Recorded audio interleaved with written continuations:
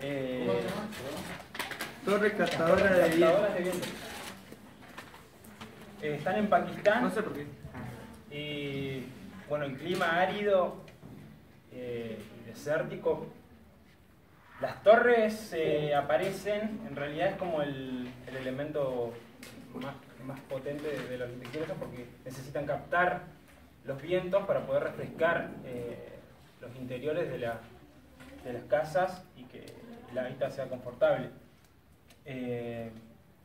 Bueno, los vientos son fuertes, entonces las construcciones están muy juntas también, entonces se tapan la luz unas a otras, la circulación también, y por eso aparece esta respuesta al entorno en el que están emplazados, digamos, ¿no? La temperatura a lo largo del año varía más o menos entre los 24 y 45 grados centígrados, o sea, es todo el tiempo elevada. No hay invierno. Claro. ¿Dónde está ubicado? Ahí abajo. Entre ecuadores. Entre trópicos. Entre trópicos. Bien. Cerquita del Ecuador. Ok. Y esas son las torres. Perfecto, gracias. La casita, Se me complicó. Se caía. La mayoría de las viviendas son como un iglú nada más que de barro, y mucho más grandes, o sea, no los 3 metros, sino varios metros más. Y las torres tienen una altura que lo supera para llegar a un lugar donde el viento tiene mucho menos tierra, porque se mueve mucha tierra en ese lugar. Entonces buscan vientos con menos tierra de todos los puntos cardinales.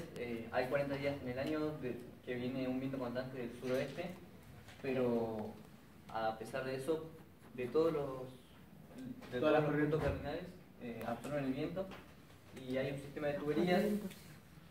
O sea, ingresa el viento y circula dentro de la casa. Además de esto, hay tuberías en los muros interiores, que son los más frescos de la casa, para generar un ambiente mucho más agradable, digamos, más confortable.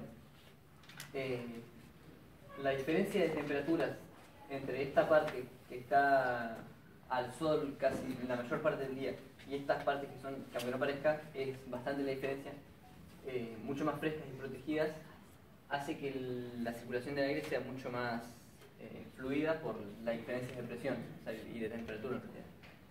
Sí, es interesante esto que estaba contando Nico de la circulación del aire, cómo ellos recuperan algo que pasa en la naturaleza, que es el movimiento del viento por la diferencia de temperatura. Entonces es interesante esa adaptación que ellos hacen a su arquitectura y que les es tan útil.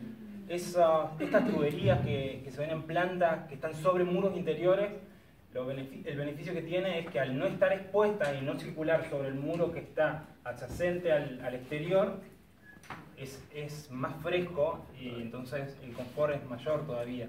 Después hay algo interesante también sobre las torres, es que si bien son un elemento de captación de aire, tienen también como una suerte de celosía donde vos regulás la cantidad de aire que metés. Y esto es porque cuando la temperatura no necesitas tanto enfriamiento, digamos, la abertura está más amplia. Entonces pasa todo el aire que ya está fresquito. Claro. En cambio, si vienen aires más cálidos, hacen una abertura más pequeña y durante el recorrido circula en más esa lento. torre se alcanza a enfriar esa densidad de aire. O sea, tiene distintos métodos de enfriamiento. Algunos ponen una vasijita de barro con agua que, además de humedecer, refresca. Eso está abajo al final. Claro, de la planta. una vez que pasa, acá, en esta parte de la torre sería.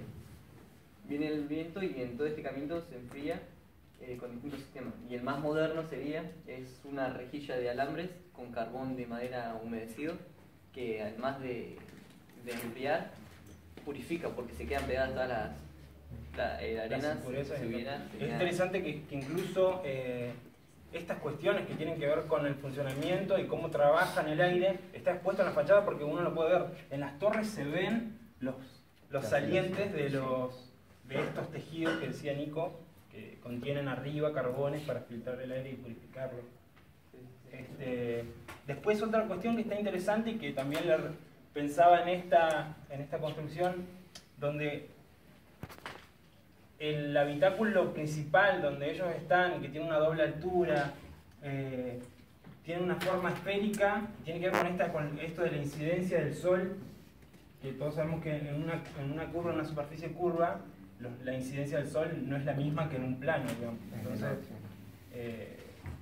nada, eso.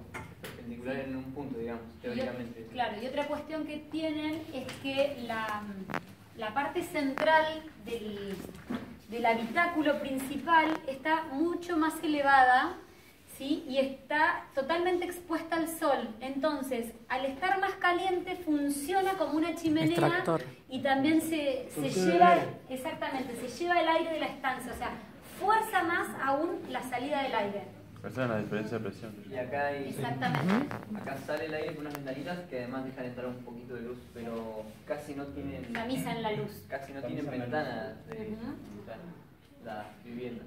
Y la estancia principal se encuentra en el centro, rodeada de las otras estancias, porque entonces también esto de rodearla hace que el centro sea más fresco aún.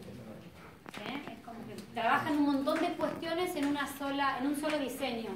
Después, Analizan muchas cuestiones. hay también algunos canales, hay diferentes tipos, ¿no? Hay otras, como otro tipo de construcción, también lo mismo con las torres, en las que enfrían canales que están a nivel de la tierra metidos, entonces enfrían un agua que se mete, que la traen de un río, que es el método de supervivencia, digamos, y económico de la zona. El río Indo, que es, bueno, el principal factor económico. Bueno, muchas gracias.